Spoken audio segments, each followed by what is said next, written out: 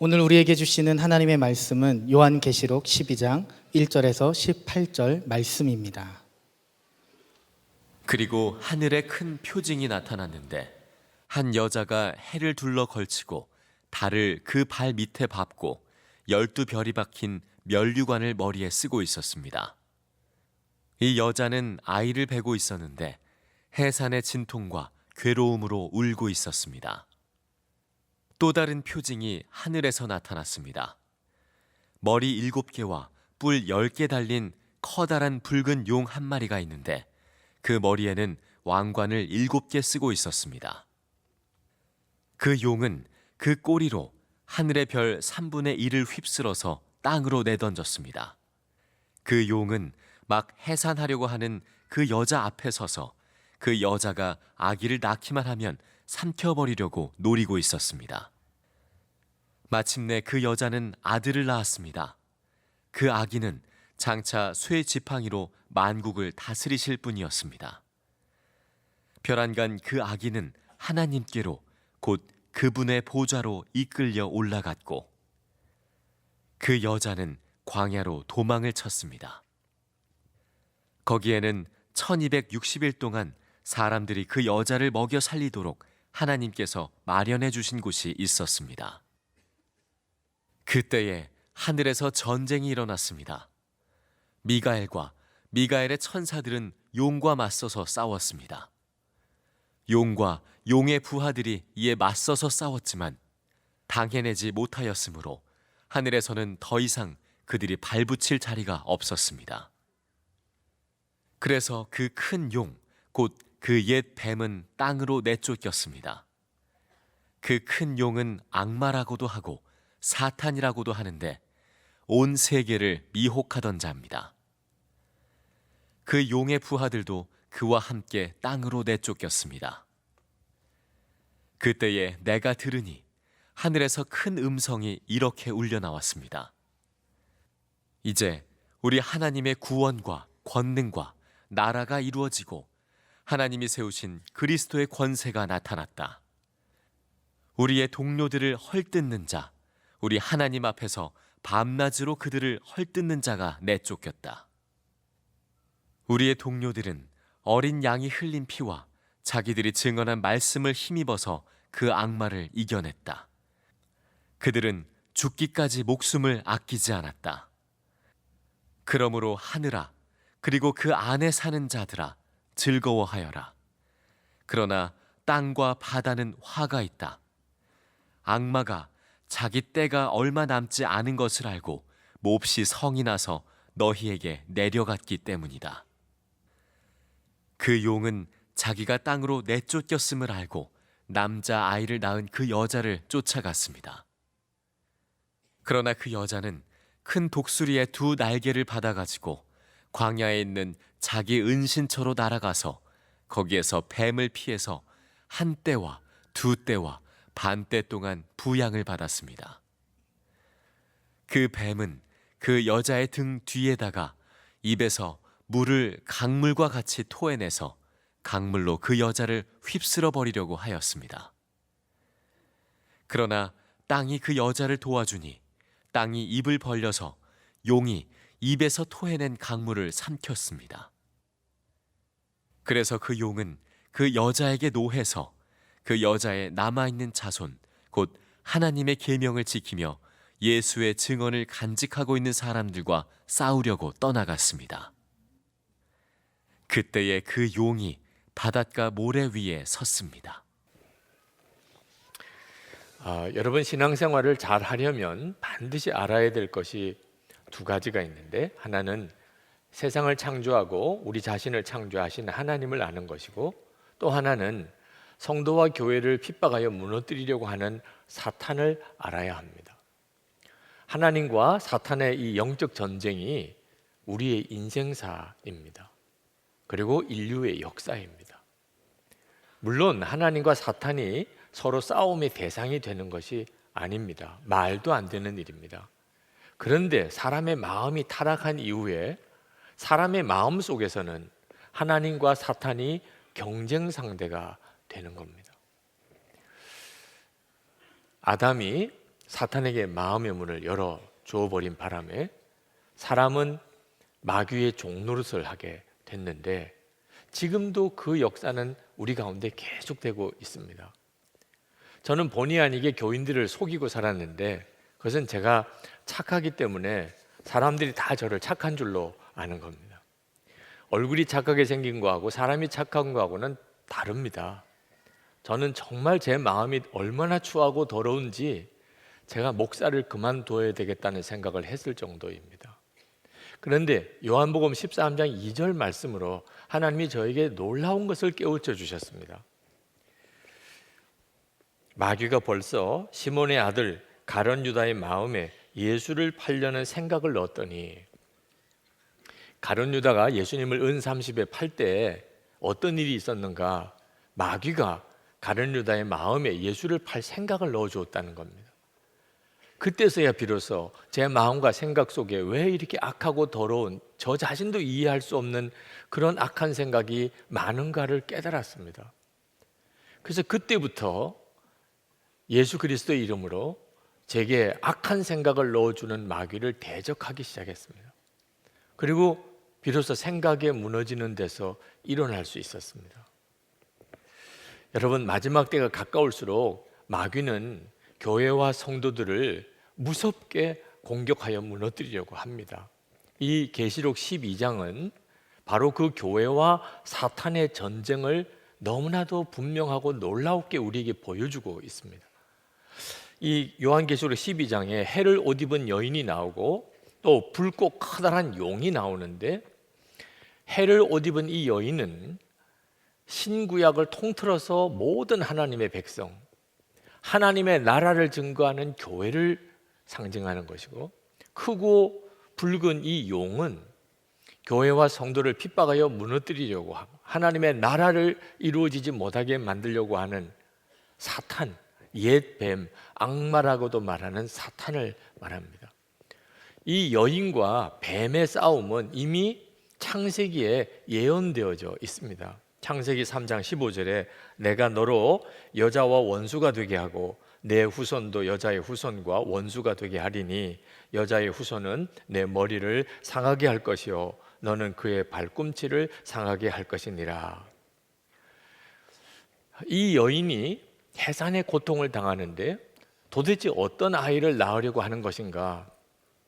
예수 그리스도십니다. 철지팡이로 만국을 다스리는 만왕의 왕이시고 온 인류의 구원자이시고, 그리고 마지막 때의 심판주이신 예수 그리스도를 이제 해산하려고 합니다. 사탄은 예수 그리스도가 아기의 모습으로 날 때 그것을 삼키려고 노려보고 있었습니다. 실제로 예수님이 이 땅에 태어나실 때 그 마귀가 헤롯의 마음에 들어가서 그 예수님과 같은 어린아이들을 다 죽여버리는 끔찍한 만행을 저질렀죠. 마귀가 왜 예수를 이렇게 죽이려고 하겠습니까? 예수가 바로 마귀의 일을 멸하려 오신 분이기 때문에 그렇습니다. 요한일서 3장 8절에 하나님의 아들이 나타나신 것은 마귀의 일을 멸하려 하심이라. 결국은 마귀가 가룟 유다의 마음에 들어가서 예수를 은 30에 팔게 하고 예수님은 그렇게 십자가에 달려 죽으셨습니다. 마귀가 승리한 것 같죠. 그런데 결과는 정반대가 되었습니다. 예수님이 십자가에 죽으심으로 온 인류가 구원받을 길이 놀랍게 열려버린 것입니다. 그리고 그 예수님은 사흘 만에 부활하시고 그리고 하나님께 다시 승천해 가셨습니다. 그 이후에 마귀는 교회를 그리고 성도들을 무섭게 공격하기 시작을 했고 지금 우리가 그 때를 살고 있습니다. 14절 말씀에 보면 그 여자는 큰 독수리의 두 날개를 받아가지고 광야에 있는 자기 은신처로 날아가서 거기에서 뱀을 피해서 한 때와 두 때와 반 때 동안 부양을 받았습니다. 여러분, 두려워하지 말 것은 하나님이 한정된 기간을 정해두셨다는 것과 그리고 하나님은 교회를 보호할 은신처를 마련해 두고 있다고 성경이 말하고 있는 것 때문입니다. 광야 생활은 안식과 평안이 없습니다. 그렇지만 또 놀라운 것은 하나님이 보호하시는 은신처라는 사실입니다. 여러분들이 지금 삶이 정말 광야를 지나는 것 같이 힘들다 하더라도 여러분 그 속에 하나님의 보호하심이 있다는 사실을 기억해야 합니다. 15절 16절에 보면 이 사탄이 그 광야의 은신에 있는 그 여인을 물로 삼키려고 입에서 강물을 토해낼 때 그 땅이 입을 벌려서 그 강물을 다 품어낸 이야기가 나옵니다. 하나님이 그리 하신다는 겁니다. 교회를 반드시 지키고 보호하신다는 것입니다. 주님께서 요한에게 이 사실을 보여주시는 것이, 이 계시록 12장에서 이 사실을 보여주시는 것은 교회는 사탄의 공격을 받을 것이라, 그러니 그걸 이상하게 생각하지 말라는 거예요. 그러나 또 하나, 반드시 하나님은 너희를 지키실 거다. 그러니까 오직 더 하나님의 말씀대로 살며 그리고 예수님의 증인 되기만 힘쓰라는 겁니다. 17절에 보면 이 용이 누구를 공격하는가에 대해서 나오는데 하나님의 계명을 지키며 예수의 증언을 간직하고 있는 사람들이라고 했습니다. 그러니까 적당하게 예수 믿는 사람은 마귀가 공격도 안 합니다. 이미 마귀의 종이니까요. 사실 마귀와 싸운다는 것은 그건 두려운 일이 아니고 우리에게 은혜요, 복입니다. 그 말은 우리가 마귀의 종이 아니라는 뜻이니까. 성도 여러분, 마귀와 싸우는 것에 대해서 절대로 위축되거나 두려워하지 마십시오. 사탄은 하늘에서의 전쟁에서 이미 패한 존재입니다. 그래서 땅으로 쫓겨났습니다. 땅으로 쫓겨난 사탄이 어떻든지 사람들과 하나님 사이를 이간질하고, 그래서 지금 수많은 사람들이 하나님을 믿지 않는 겁니다. 그리고 무섭게 사람을 타락시킵니다. 말도 안 되는 죄에 짓는 일들이 엄청나게 늘어났습니다. 우상숭배하게 만들고 서로 싸우게 만들고 그리고 방탕하게 만들고, 이것이 마귀가 역사하는 것이죠. 근데 마귀가 가장 증오하고 무너뜨리려고 하는 대상이 교회입니다. 마지막 때가 될수록 더 그렇게 할 것입니다. 11절에 보십시오. 우리의 동료들은 어린 양이 흘린 피와 자기들이 증언한 말씀을 힘입어서 그 악마를 이겨냈다. 그들은 죽기까지 목숨을 아끼지 않았다. 어린 양의 보혈과 그리고 그 입에 증거하는 말로 마귀를 이겼다고 했습니다. 마귀는 교회를 무너뜨리고 역사하지만 우리가 진짜 믿음을 가지면 우리는 능히 마귀와 싸울 수도 있고 마귀를 이길 수 있습니다. 주님께서 이 요한계시록 12장에서 요한에게 말씀하시려는 것입니다.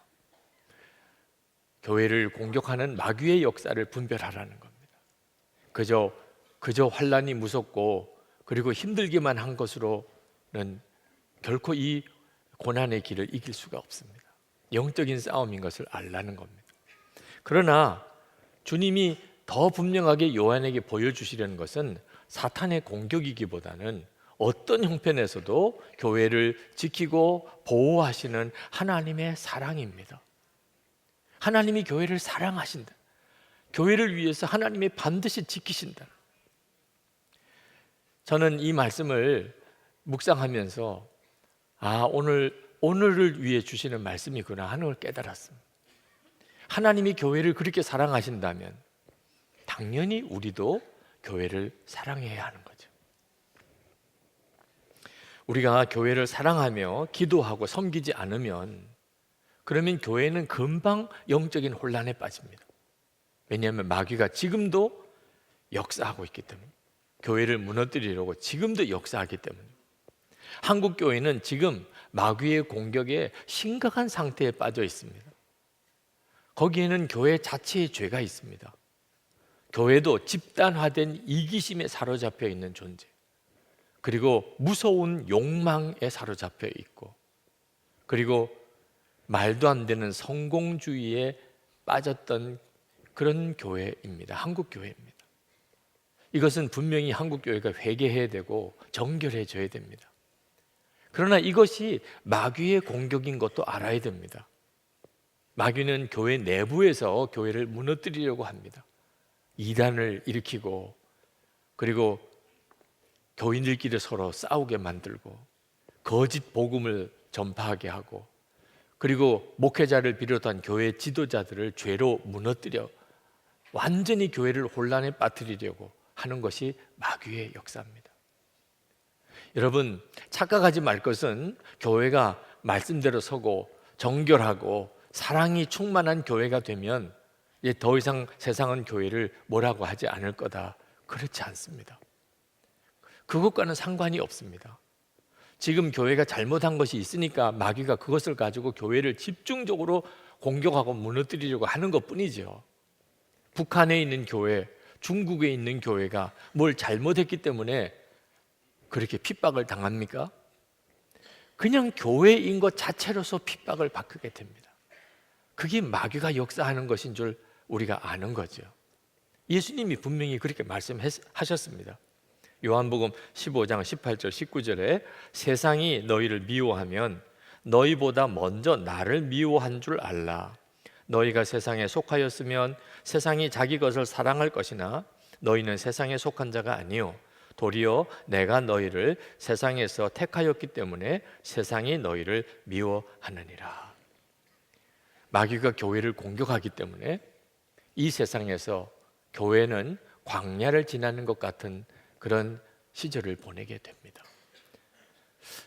그건 이상한 일이 이제 아니라는 겁니다. 교회 또는 성도들의 삶 속에 시련이 오고 또 고통이 오고 고난이 오고 하는 일이 그건 이상한 일이 아닙니다. 예수님이 그걸 보여주시려고 하신 거죠. 그러나 여기에는 또 하나의 지혜가, 하나님의 지혜가 있습니다. 하나님이 이스라엘 백성을 그냥 가나안 땅에 들어가지 않고 광야 생활을 하게 하신 것에는 하나님의 이유가 있었습니다. 신명기 8장 2절에 너를 낮추시며 너를 시험하사 내 마음이 어떠한지 그 명령을 지키는지 지키지 않는지 알려 하심이라. 하나님이 하나님의 백성과 교회들에게 광야를 지나가게 하신 까닭은 도대체 어떤 교회가 참 교회인지, 어떤 성도가 진정한 성도인지를 광야에서 구분하게 되기 때문에 그렇습니다. 오늘 여러분들이 교회에 오셔서 교회 전면에 있는 대형 현수막을 보시고 좀 의아하게 생각하신 분도 있으실 겁니다. 저런 걸 왜 저렇게 크게 앞에다 걸어놓았나. 15년 전 바로 이 자리의 모습이 저 모습입니다. 오늘 교회사랑 기도의 밤을 저녁에 하는데 15년 전 우리가 어떤 상황이었는지를 한번 우리가 같이 그냥 느껴보기 위해서 이 대형 현수막을 만들었습니다. 어떤 분들은 좀 유난스럽다 그런 생각하실 수도 있겠습니다. 로비에 있는 우리 교회사랑 기도의 밤 가족 기도실, 여기 여러분 현수막에서 보시는 것처럼 그 비닐로 만든 비닐하우스 같은 기도실, 그것을 거기에다가 재현해 놓았습니다. 이것도 역시 좀 유난스럽게 느껴질 수도 있을 것 같아요. 근데 그렇지 않습니다. 제가 느끼는 느낌은 너무 우리가 할 수 있는 게 그것밖에 없어서 이렇게밖에 못하는 겁니다. 제가 안식년 때 유월절을 예루살렘에서 지켜본 적이 있습니다. 유대인들은 유월절을 실제로 어떻게 지키는지를 그때 관심 있게 보았습니다. 유대인들은 집을 살 때 반드시 베란다나 조그만 마당이 반드시 있는 집을 마련합니다. 이유는 1년에 한 번 유월절 때 그 장막을 만들고 거기서 살아야 되니까요. 그러니까 장막을 만들 장소가 반드시 필요한 겁니다. 그리고 유월절 기간 동안에 그들은 맛있는 빵을 만들어 먹지 않고 누룩 없는 무교병을 만들어서 그걸 가지고서 먹습니다. 유월절 규례니까. 그러니까 아이들이 유월절 식사를 할 때는 묻게 되어 있습니다. 왜 우리가 오늘 유난히 이런 음식을 먹고 또 우리는 오늘 이렇게 천막에 나가 살아야 합니까? 그러면 아버지가 대답을 하게 되어 있습니다. 그게 유월절 규례예요. 유월절 이야기를 쭉 그 온 가족들에게 해줍니다. 해마다 그 일은 반복됩니다. 제가 묵었던 호텔에 식당을 하루 영업을 안 한다는 겁니다. 유월절을 앞두고. 왜 그런가 하고 봤더니 주방에 있는 모든 집기를 다 끄집어내어서 곰팡이가 조금이라도 있을까 봐 대청소를 하는 겁니다. 유대인들 가정을 보면 유월절 앞두고 온 집안을 청소하는데 누룩이 없어야 되니까 곰팡이를 제거하기 위해서 대청소를 하다가 도무지 자신이 없으면 그러면 가구를 다 내다 버립니다. 그리고 새 가구를 씁니다. 그 정도로 철저하더라고요. 너무 유난스럽고 지나친가. 그렇게 3,500년 넘는 세월을 그들은 유월절을 그렇게 지켰습니다. 그래서 나라 잃어버리고 전 세계의 유대인들이 다 흩어져 살았지만 3,500년 넘는 세월을 지나오면서까지 지켰던 유월절 때문에 유대인은 지금도 유대인인 것이죠. 제가 그때 우리 교회가 정말 저런 절기가 필요하다고 생각했습니다. 왜냐하면 우리 교회가 참 어려웠던 시절을 겪었기 때문입니다. 이스라엘에 유월절이 있었다면 우리에게는 이 예배당 건축하는 과정에서 겪었던 엄청난 어려움이 있었습니다. 사실 자랑할 만한 건 아니지만 저희 교회가 겪었던 일은 한국 교회가 가지고 있는 모든 문제에 어느 거 하나 빠짐없이 우리 교회가 다 가지고 있었습니다. 마치 마귀가 우리 교회를 무너뜨리려고 작정을 한 것처럼 그렇게 우리 교회가 어려웠던 시절을 보냈습니다. 15년 전입니다. 하나님의 은혜로 교회는 이렇게 회복이 되었지만 깨달아지는 것이 그때가 우리 교회의 영적인 은혜의 셈이었다는 거예요. 최근에 교회 등록에 오신 교우 중에 한 분이 이 교회에 와서 감동받았던 게 있었다는 거예요. 왜 그러냐 그랬더니 교회가 여전히 이 예배당 건축비 부채가 많은데 건축헌금은 1년에 딱 한 번 한다는, 그게 자기가 너무 감동적이더래요. 그리고 또 건축헌금 한 번 하는 것뿐만 아니고 헌금이 기쁜 사람만 헌금하라는 게 또 너무 감동적이라는. 제가 그 이야기를 듣고 얼마나 제 마음이 혼란스러웠는지 모릅니다. 네. 그게 감동적인 일인가? 사실은 저는요, 솔직히 매주 헌금 광고하고 싶어요. 네. 모든 교인들 다 좀 헌금해달라고 사정하고 싶어요. 제발 좀 이 건축비 부채 빨리 끝냈으면 좋겠어요. 하루라도. 하나님이 허락하지 않으시는 겁니다. 하나님이 어떻게 하라고 하는 마음을 주신 것이 그 방법인 겁니다. 저는 도대체 감당할 수 없는 예배당을 왜 지어가지고 이렇게 고생을 시키는 거야, 그런 원망이 제 속에서 있었습니다. 도대체 이런 교회에 왜 오라고 그래서 내가 이런 고생을 해야 되는 거야, 그런 심정일 때도 많았어요. 여러분, 15년 동안 건축헌금 하는 게 목사라고 기쁘겠습니까? 근데 하나님께서 저에게 깨우쳐 주셨어요. 교회를 위해서 지는 짐이 무겁다는 생각만 했는데 그 무거운 짐, 그 고난의 시절 때문에 지금의 제가 된 겁니다. 하나님의 은혜로 예배당은 다 지어졌고 그리고 성도들은 이렇게 많아졌습니다. 그런데 저는 교만할 수도 안일할 수도 없어요. 여전히 우리 교회는 부채가 있습니다. 어떤 때는 좀 쉬고 싶을 때도 있고 어떤 때는 좀 마음을 좀 풀어버리고 싶은 때도 있었습니다. 그런데 만약에 제가 조금이라도 무너지면 우리 교회는 다 무너진다는 생각이 드니 다시 또 마음을 다잡고 다시 마음을 다잡고 여기까지 온 겁니다. 제가 지금의 제가 된 것은 전적으로 이 교회가 가지고 있는 무거운 짐 때문이었습니다.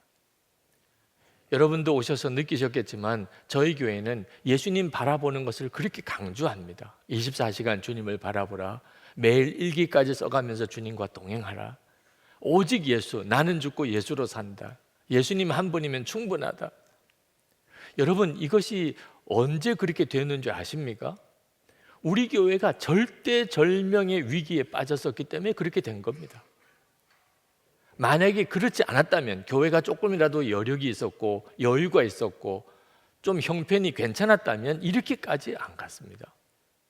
담임 목사가 그렇게 하자고 그런다고 교인들이 다 따라주는 게 아니잖아요. 워낙 절대절명의 위기니까 주 예수님만 붙잡을 수밖에 없었어요. 주님이 기뻐하시는 대로만 하자. 불가능해 보이고 말도 안 되는 것처럼 여겨져도 주님이 기뻐하시는 대로만 가자. 그렇게 해오기를 15년. 생각해 보니까 그 어려웠던 그 시절 때문에 선한목자교회가 된 겁니다. 지금은 여유로워졌어요. 교인도 많아졌고 여유로워졌습니다. 그러나 여기서 여러분 마음 흐트러뜨리면 큰일 납니다. 마귀는 선한목자교회 이제 포기했겠죠. 이 교회는 이제 더 이상 건드려봐도 안 되는구나. 천만의 말씀입니다. 우리가 지금 현재 이 교인 교세라든지 우리 교회 지금 형편을 거기에 주목하면 기도의 힘 다 잃어버립니다. 교회가 절대절명의 위기에 있을 때 그때 그 심정, 교회를 위해 기도하고 또 기도하고 교회를 뜨겁게 사랑하고, 교인들 중에는 진짜 집 판 사람도 있고 퇴직금 헌금하려고 은퇴해버린 사람도 있고, 그러면서 교회를, 그 위기 때를 지켜왔던 그 교회 무너지기는 한순간에 무너집니다. 교회를 사랑하고 기도하는 마음 잃어버리면 마귀는 절대로 그냥 내버려 두지 않습니다. 왜 하나님께서 헌금을 해도 1년에 딱 한 번만 하라, 그리고 헌금이 기쁜 사람만 헌금하라 그러셨을까? 우리가 진짜 하나님을 믿는지를 보시려는 거죠. 진짜 이 문제 해결은 하나님이 하시는 것이냐, 그걸 정말 믿느냐. 그래서 자꾸 헌금 광고 하고 싶은 마음은 굴뚝 같아도 그게 믿음 없는 것인 줄 깨닫고 한 번만, 왜 헌금이 기쁜 사람만 헌금하게 하실까? 누가 하나님을 정말 사랑하는지, 누가 교회를 정말 사랑하는지를 보고 싶은 겁니다. 여러분, 하나님은 우리에게 은혜를 베푸셨어요. 정말 이스라엘 백성이 포로 생활하다가 돌아올 때 꿈을 꾸는 것 같았다 그랬는데, 돌아보면 꿈꾸는 것 같습니다. 그렇기 때문에 이 은혜를 우리가 놓치지 않기 위하여 교회를 사랑하는 일에 대한 계속되어지는 도전이 필요합니다. 여러분, 우리 교회 안에 여전히 부채가 남아 있습니다. 처음에는 그게 늘 부담이었습니다. 근데 지금은 그것 때문에 교회를 사랑하는 마음을 하나님 앞에 드릴 수 있는 거니까, 그리고 우리가 교만하지 않고 안일하지 않게 될 수 있는 이유니까, 이것도 큰 감사 제목이구나 하는 걸 깨달았습니다. 처음 마음에 이런 걱정이 있었습니다. 우리 교회 그 환난과 어려울 때 그때의 교인들의 그 헌신과 기도와 교회를 사랑하는 마음이 그 이후에 온 교인들에게 어떻게 전해질 수 있을까? 그런데 지난 주간 단상 기도회를 하면서 우리 교회가 그렇게 어려웠을 때 그때 교인들 못지않는 교회를 사랑하고 헌신하는 많은 교인들이 있다는 사실을 알았어요. 그게 얼마나 기쁜 일인지 모릅니다. 여러분, 우리가 마지막 때 주님 앞에 설 때 개개인이 주님 앞에 서기도 하지만 교회로서 선다는 것을 알아야 합니다. 그리스도의 신부 그러는데 그리스도의 신부는 교회를 말하는 것입니다. 그러므로 여러분들에게는 그리스도의 신부된 교회에 소속되어진 자가 되어야 합니다. 그 말은 뒤집어 말하면 여러분이 교회를 그리스도의 신부되게 만들어야 하는 거예요. 선한목자교회 등록하는 동기를 이렇게 새가족 등록을 하면서 받아보니까 유기성 목사의 설교 때문에 등록한다는 분이 상당히 있으셨습니다. 그런데 이런 분들은 교회 생활 적응하는데 어려움을 겪습니다. 왜냐하면 교회 등록하는 동기가 문제가 있기 때문입니다. 여러분, 설교 때문에 교회를 정하거나 교회를 등록하고 옮기는 일은 정말 조심해야 합니다. 교회를 사랑하게 될 때, 흠도 많고 문제도 많다는데 그럼에도 불구하고 내가 이 교회를 사랑하게 될 때, 그때 교회에 등록하는 겁니다. 등록을 했다면 반드시 그 마음 가져야 합니다. 설교에서 은혜 받는 것과 비교 안 되는 은혜가 교회를 통해서 받는 은혜입니다. 오늘 밤에 우리 교회사랑 기도의 밤을 갖습니다. 여러분의 마음에 교회가 중요하구나, 하나님이 교회를 너무나 사랑하시는구나, 나도 그렇게 해야지. 주님 앞에 설 때 어느 교인이었냐? 선한목자교회 교인이었습니다. 선한목자교회는 정말 주님의 신부된 교회구나, 그런 교회를 내가 세워야지. 그런 마음이 있으신 분들 오늘 밤에 다 오시기를 축복합니다. 혹시 여러분 중에 못 오실 분도 있어서 오늘 이 시간에 같이 기도하고 싶습니다. 여러분,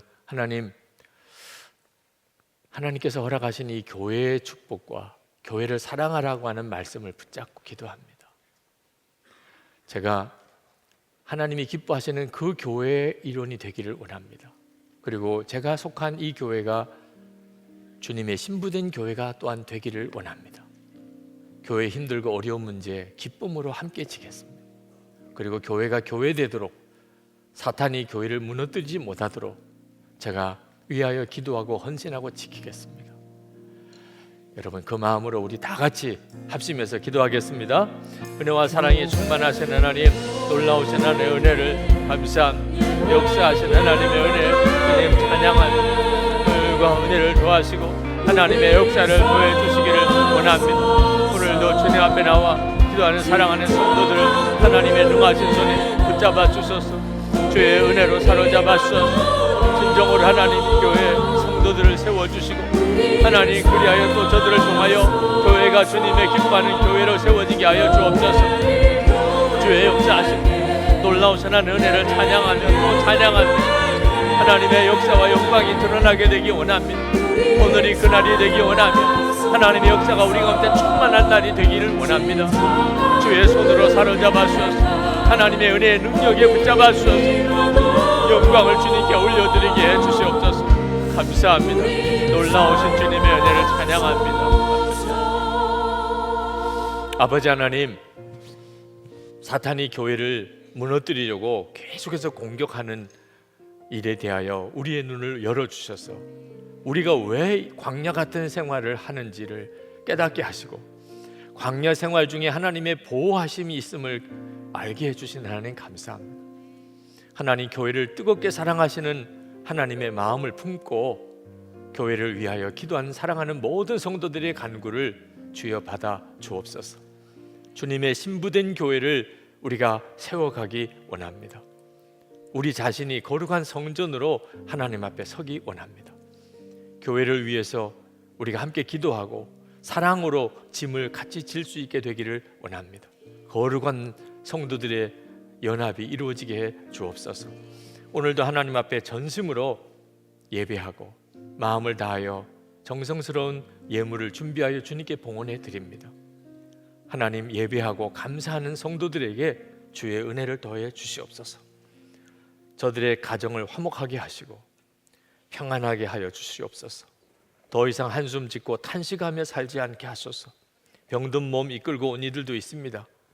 병들어서 교회 오지 못한 이들도 있습니다. 주님, 저들에게 치유의 역사를 허락해 주옵소서. 우리의 자녀들 중에 군에 간 자녀도, 유학을 간 자녀도 있고, 직장 때문에 집을 떠난 자녀도 있고, 방황하는 자녀들도 있습니다. 어느 곳에 있든지 주님 지켜주시고, 부모 세대보다 더 하나님 앞에 귀하게 쓰임받는 자들이 다 되게 해 주옵소서. 무기력에서, 무능력에서 성도들을 일으켜 주소서. 허약함, 실망, 좌절, 그 자리를 박차고 일어나게 해 주옵소서. 하나님, 평창의 동계올림픽이 개막이 됐습니다. 하나님의 역사가 함께 하심을 봅니다. 그러나 하나님, 온 성도들이 더 기도하게 해주시고 하나님의 계획하신 일이 이루어지게 되기 원합니다. 사람의 생각, 계획, 전략, 음모 다 하나님 소멸시켜 주시고, 주님께서 하소서 이 민족이 남과 북이 진정으로 통일되고 복음으로 통일되고 평화롭게 통일되게 하소서. 북한에 있는 악한 정권이 무너지고 핵무기가 다 제거되고 진정으로 남북에 있는 주민들이 자유롭게 왕래하고 평화의 복음, 자유의 복음이 전해지게 하옵소서. 억류되어 있는 이들이 여전히 있습니다. 김국계 목사님, 김정옥 선교사님, 최충길 선교사님, 김상덕 교수님, 김학성 교수님, 김동철 씨, 중국에 있는 온성도 목사님까지, 이름 알지 못하는 이들까지 주님 다 풀어주시옵소서. 하나님, 전 세계 열방에 나가 있는 선교사님들, 그리고 그분들이 세운 교회와 섬기는 교회, 핍박당하는 지역에 있는 선교사님들 특별히 주의 손에 부탁드립니다. 북한에 있는 교회, 중국에 있는 교회, 세계 열방에 핍박당하는 많은 교회들이 있습니다. 주님, 그러나 하나님의 보호하심 속에 여전히 그들이 있음을 믿습니다. 주님 역사하소서. 주님 힘을 주소서. 주 예수 그리스도 이름으로 간절히 기도합나이다. 아멘. 우리 다 일어나셔서 찬양하겠습니다.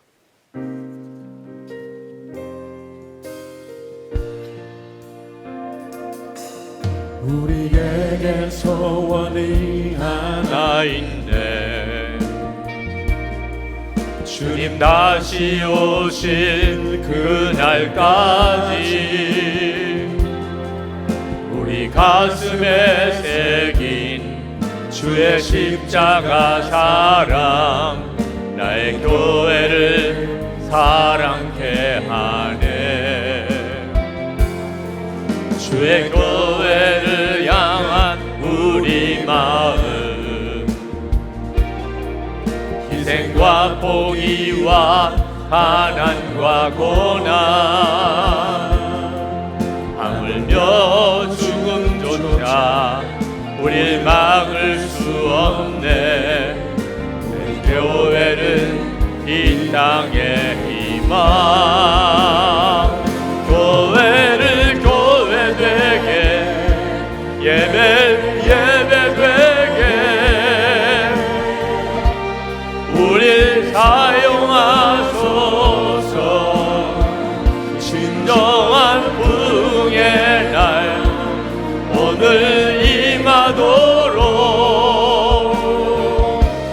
우릴 사용하소서. 교회를 교회 되게, 예배 되게 우릴 사용하소서. 진정한 부흥의 날 오늘 임하도록 우릴 사용하소서.